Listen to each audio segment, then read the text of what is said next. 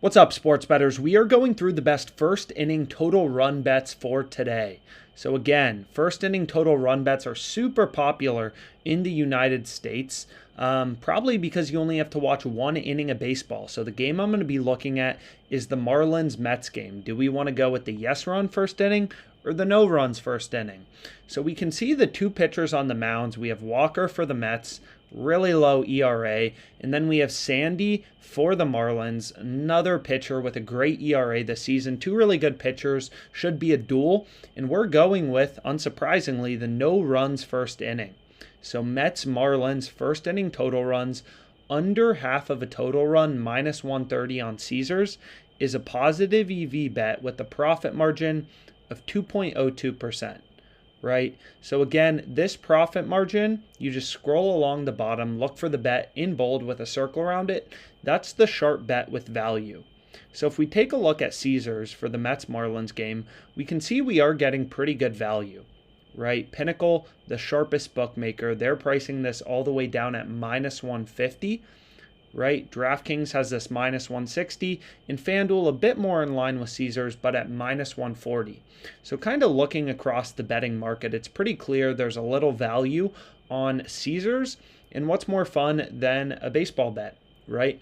One inning, no runs, just get 6 outs, right? Two really good pitchers. Now what's interesting about Caesars is this, right? So they have runs here.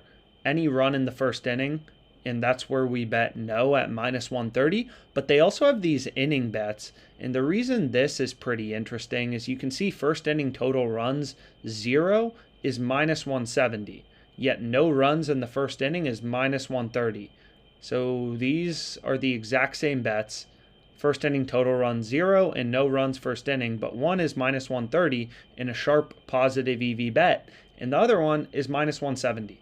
Right? So OddsJam is constantly scanning all of these markets across, 50 plus sports books, really to try to find you value as a sports bettor, right? So if we switch states, you can kind of see as well, like tons of different sports books on OddsJam, constantly scanning these markets, trying to find you these sharp, rare betting opportunities where you actually have the edge, right? Because as you can see on OddsJam, depending on how your settings are set up, I ended up lowering my max positive EV odds, turned off player props, but depending, and I play around with kind of my settings as I'm looking for bets, but kind of, not every bet out there is going to be positive EV, right? It's pretty hard to find these sharp, profitable bets. So you want to be looking at OddsJam really as much as you can, and you can filter out any books you don't use. Like I have some books filtered out. I filter out soccer, stuff like that. So you can play around with your settings as you try to find, these sharp bets on a daily basis.